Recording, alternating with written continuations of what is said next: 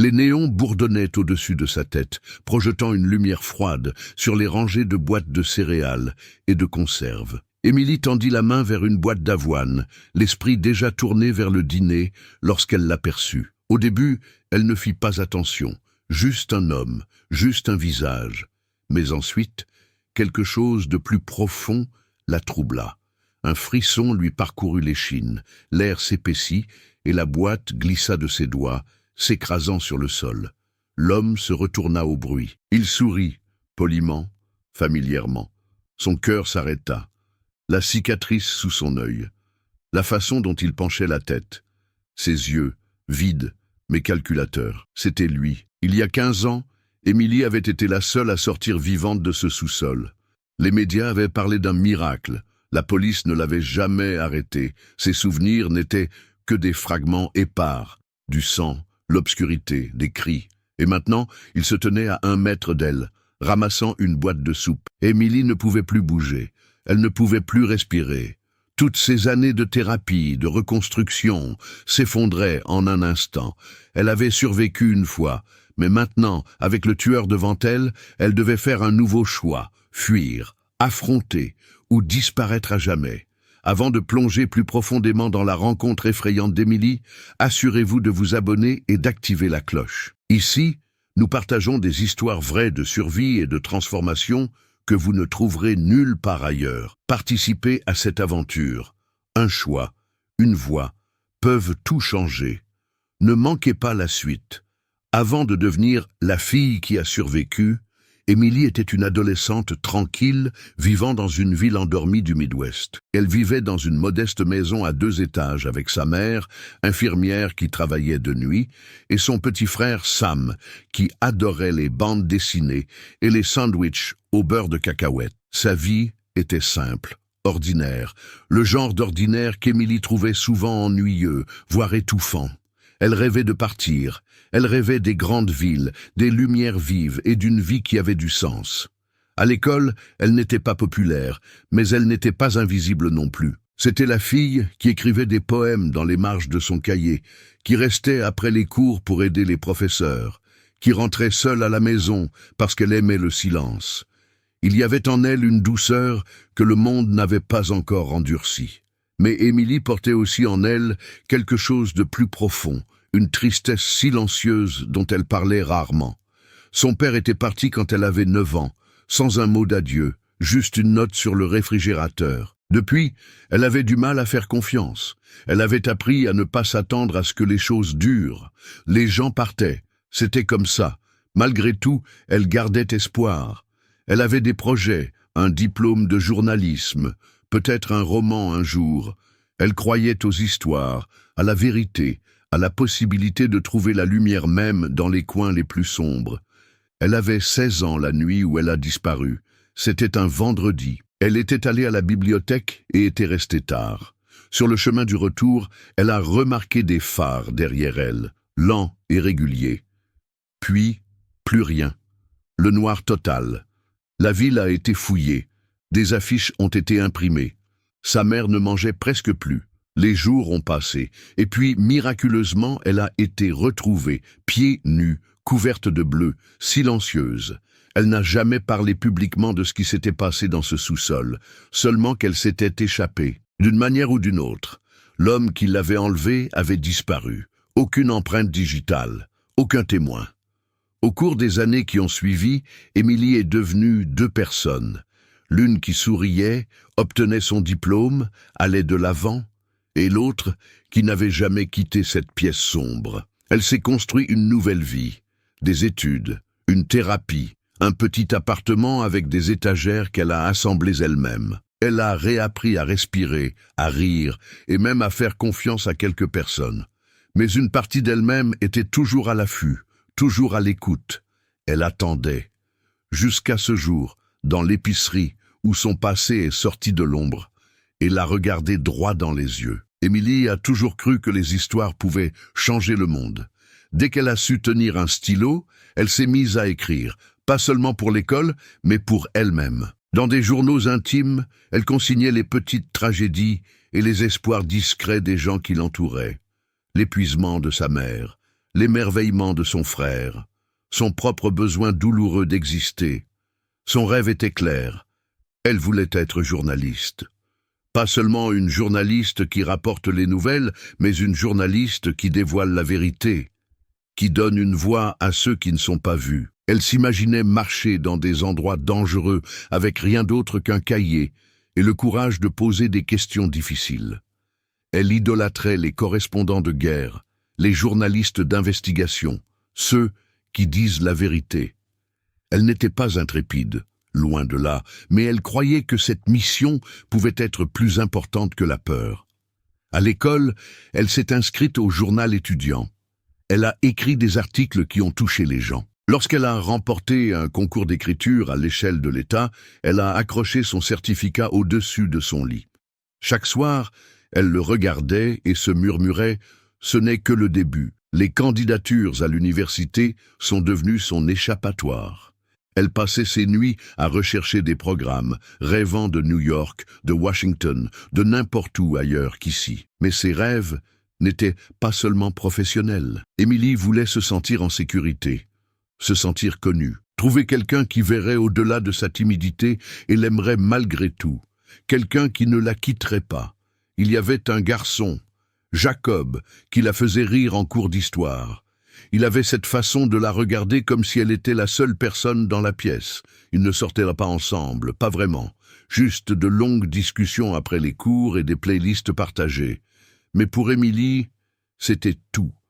Il la faisait se sentir vue. Pour la première fois, elle avait l'impression que sa vie s'ouvrait à elle, qu'elle ne se contentait pas de survivre dans une petite ville, mais qu'elle se préparait à la quitter, à devenir quelqu'un.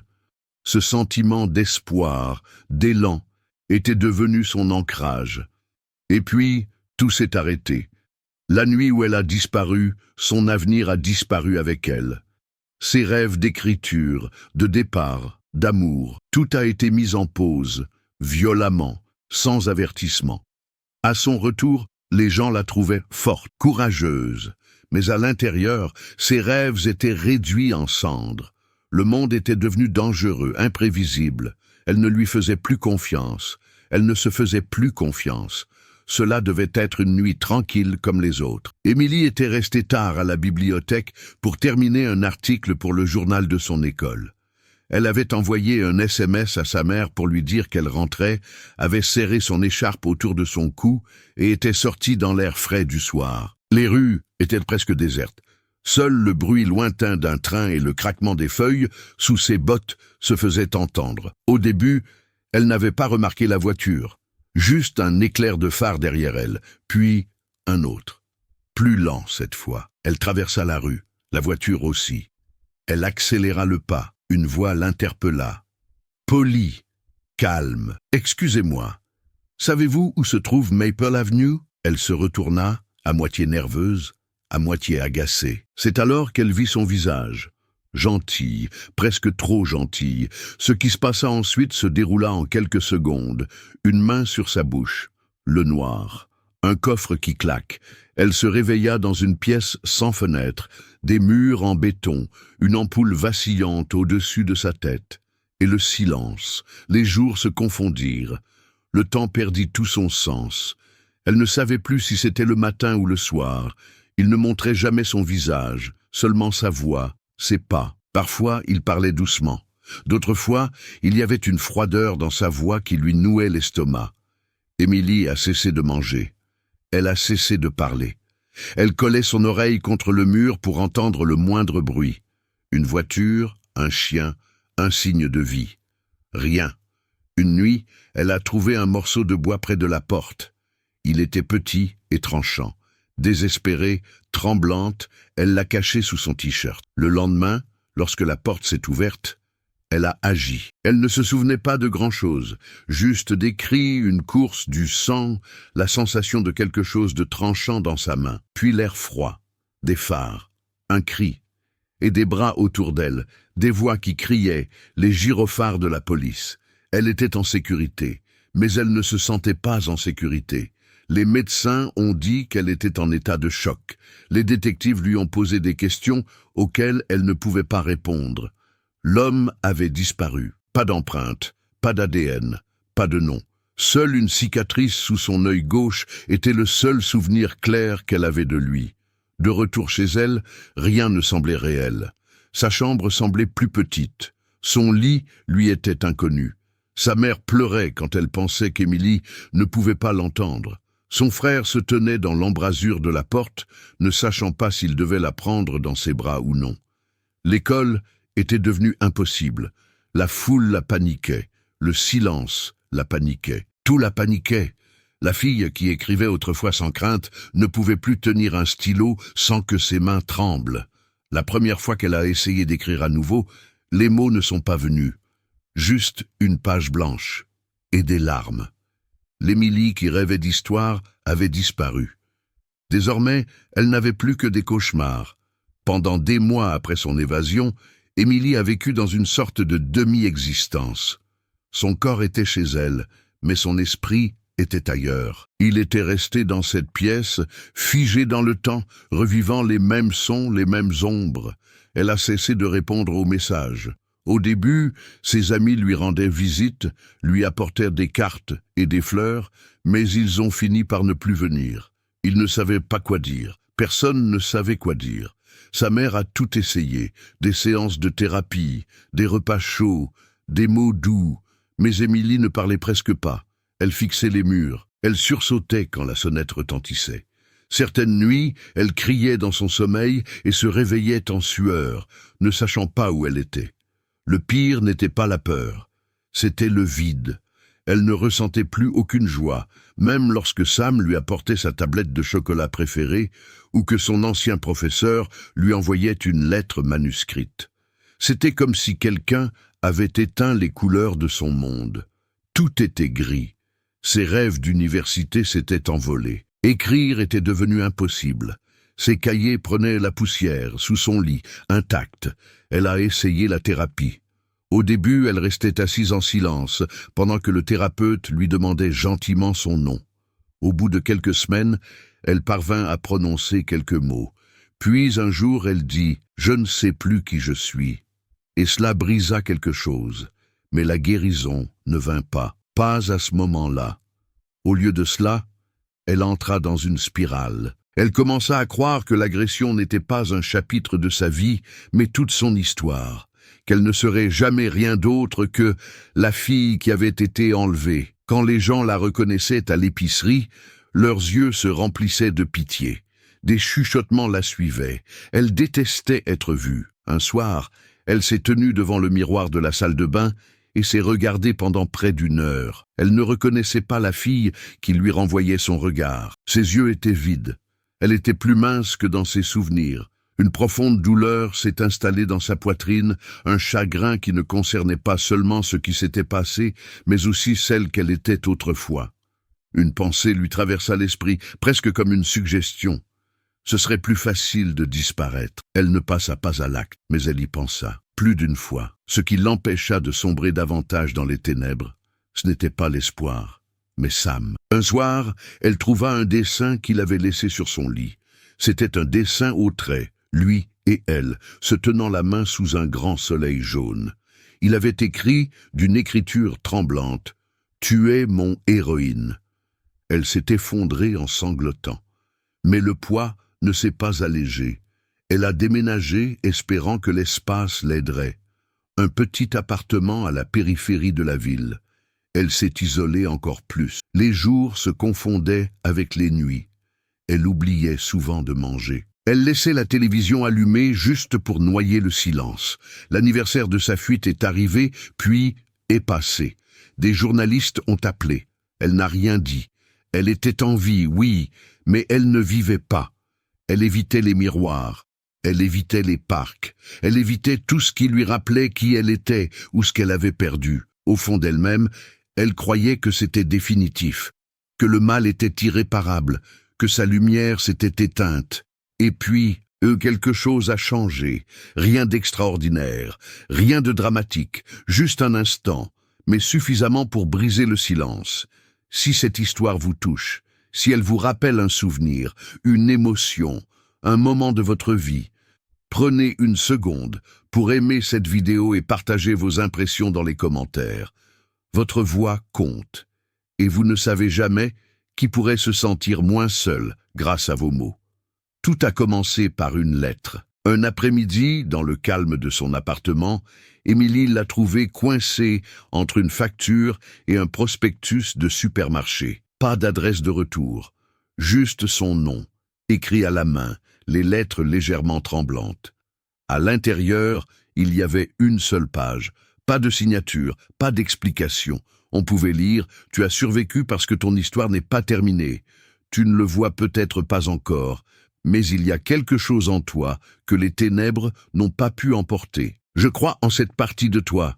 N'abandonne pas. » Elle relut la lettre, encore et encore. Au début, elle pensa qu'il s'agissait d'une erreur, que la lettre était destinée à quelqu'un d'autre. Mais les mots, ils la touchèrent au plus profond d'elle-même. Pour la première fois depuis des mois, elle se sentit reconnue.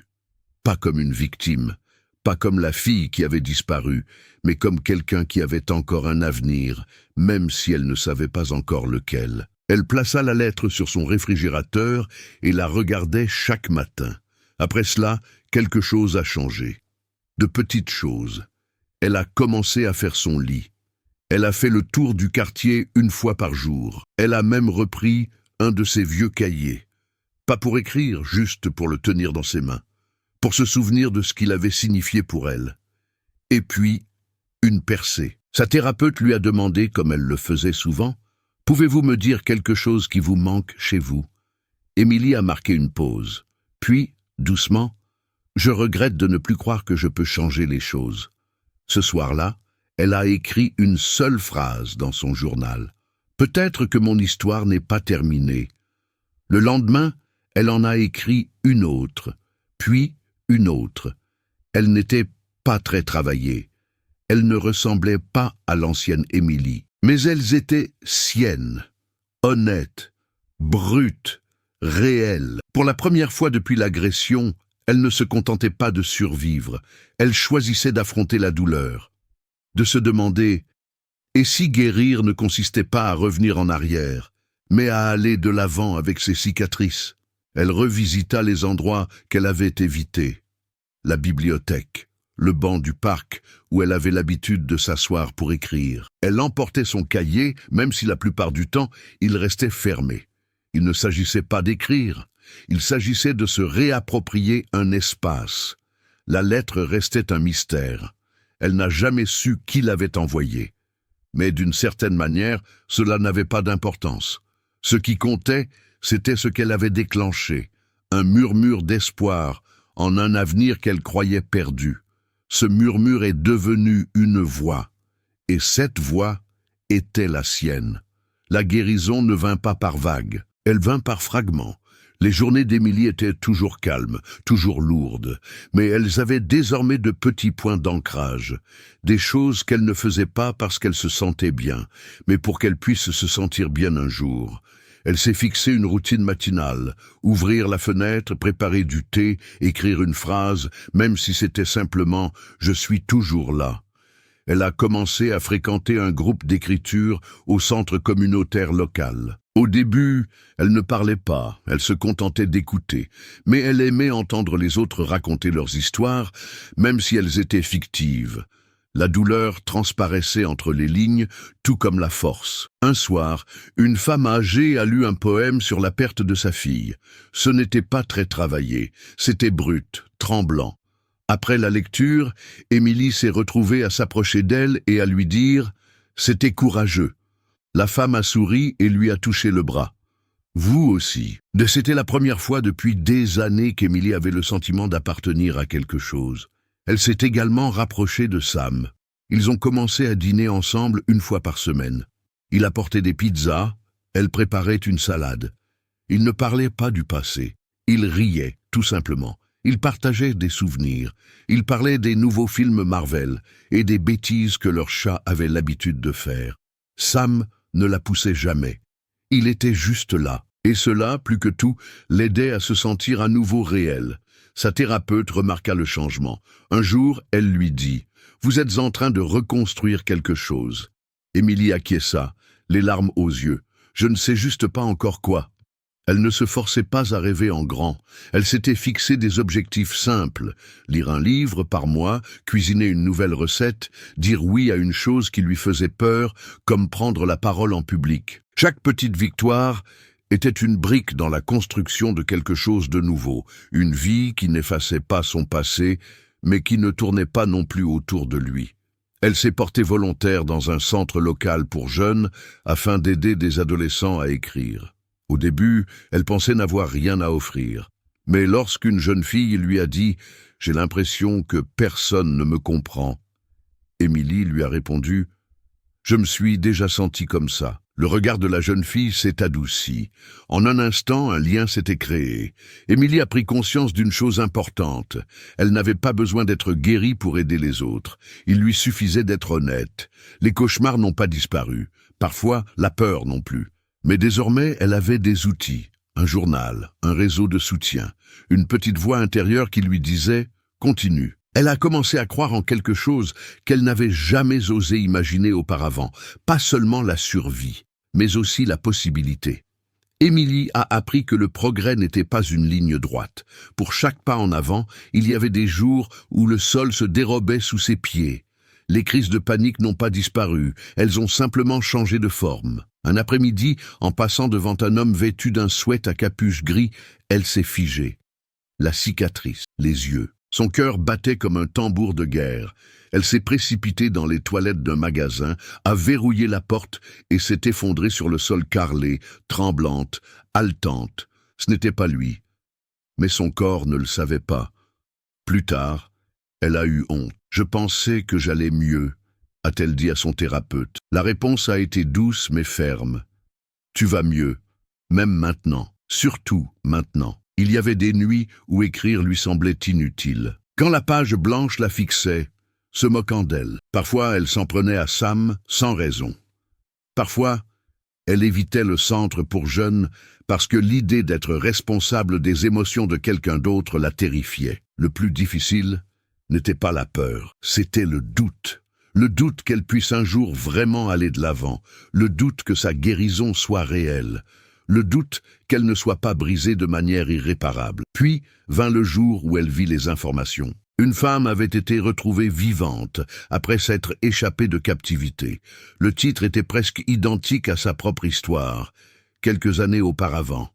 Mais ce qui frappa le plus Émilie, ce furent les images de la femme mise en sécurité, enveloppée dans une couverture, les yeux écarquillés de choc.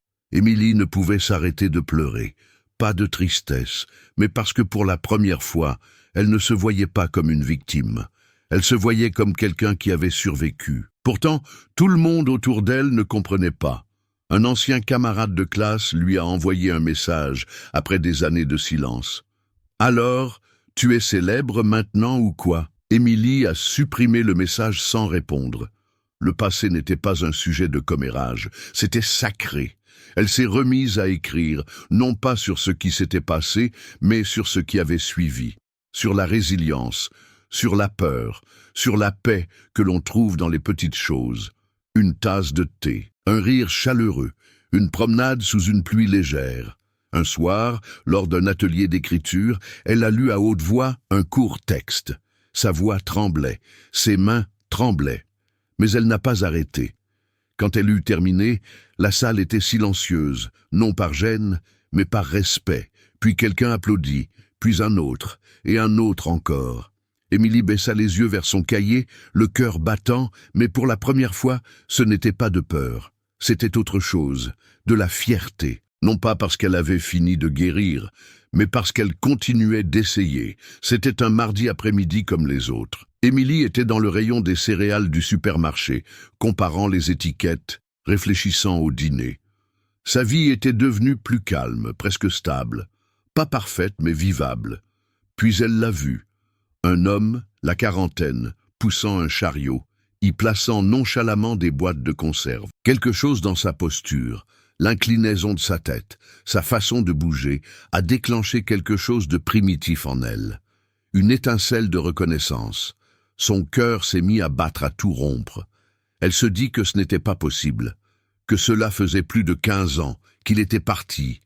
Mais il se tourna légèrement et elle le vit. La cicatrice sous son œil gauche. Tout s'écroula en elle. Elle laissa tomber la boîte de céréales. Ses mains tremblaient. Elle avait le souffle court. Il leva les yeux au bruit, croisa son regard pendant une seconde et sourit. Un sourire calme et poli, comme s'il ne se souvenait pas d'elle. Ou peut-être qu'il se souvenait. Émilie se figea. Son esprit hurlait « Cours !» Mais quelque chose de plus profond, de plus ancien lui murmura « Non, pas cette fois ».